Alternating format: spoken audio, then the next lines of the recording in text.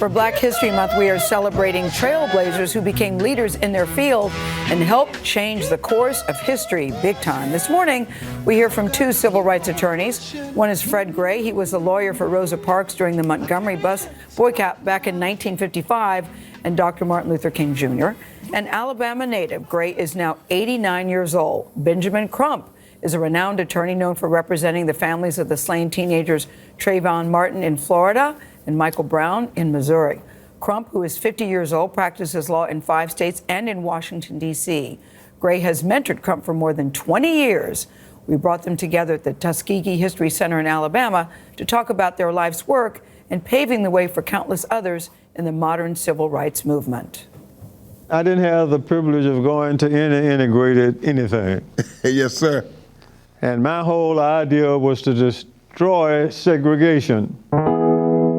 I started going to the NAACP meetings, and I met Rosa Parks. We would sit and share our lunches and talk about the problems. So on December 1st, it was like any other day that we had talked. We had our lunch, came back late in the evening, and I had phone calls from a whole lot of people. And I found out that Ms. Parks had been arrested. I went over, she told me she wanted me to represent her, and I told her I would. But I also told her, I said, well, Ms. Parks, you know, we've been dealing with this problem on the buses for a long time now. But you know, there has been talk in the community about people staying off of the buses as a protest. And if we're going to do that, now is the time. To make a long story short, went across town to Joanne Robinson's house, and we sat in her living room on the evening of December 1st and the morning of December 2nd and made the plans for the Montgomery Bus Boycott. But then we said that we need to have the preachers involved in it.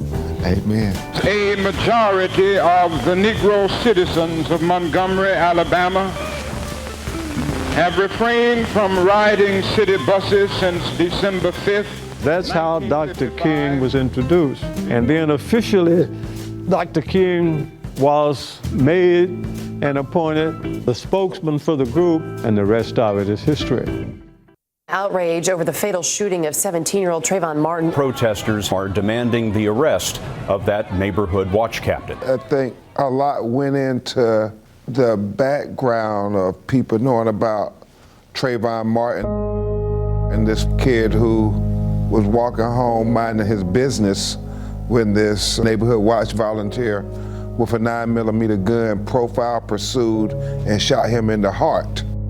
2 days later, his father called. I cannot articulate the sound that was coming from his voice, this sound of heartbrokenness.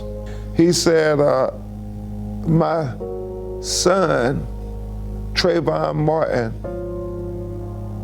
was walking home from the 7-Eleven,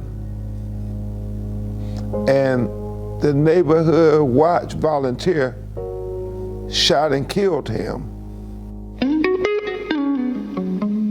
There are two battles. It's the battle in the court of law and the battle in the court of public opinion. No justice, no peace. And I understood that the only way we were going to win this battle in the court of public opinion was going to be with the young people and the young energy and those young people who will become Black Lives Matter. It was the young people on social media who got Trayvon Martin to mainstream media. And it was a lesson now that has been duplicated dozens and dozens of times since then.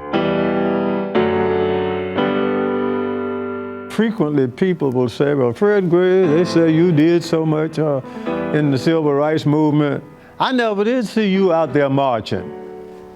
I said, that's correct. I only marched for ceremonial reasons. My role was not to march.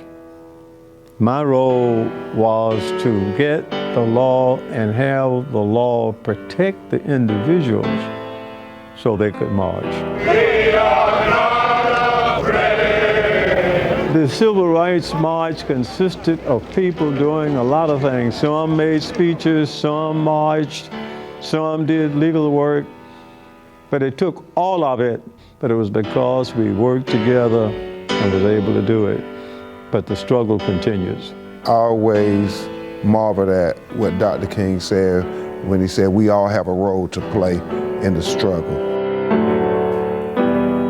Oh, I got goosebumps watching that piece. I mean, every time I see Trayvon Martin's face looking at the camera that way, it makes my heart skip a beat, because I took that story so hard at the time, and I got to meet his parents, and it just didn't make any sense. And we know the role that Benjamin Crump played. Yes. And now Fred Gray talking about Rosa Parks. I'm so glad there are people like Fred Gray still around to tell us those stories. Tell us the story. Yeah. It's amazing how much things change, but also how much they stay the same. You saw the pictures in the Rosa Parks era, people on the phone calling each other, organizing, and then with Trayvon Martin, you saw the phones like this, sharing the videos, people organizing. Yeah, and it's amazing how one phone call like that from Rosa Parks to Fred Gray can change so much. That's still the same today. One phone call can make a difference. Yeah. Special shout out, mommy hug to Deanna Fry, who did that. They call her D Fry around here, because you don't know this at home, but it's very hard to do a piece with no track where you just have people telling the story. Nice job, It's a lot of work Deanna. and beautifully done. Bravo.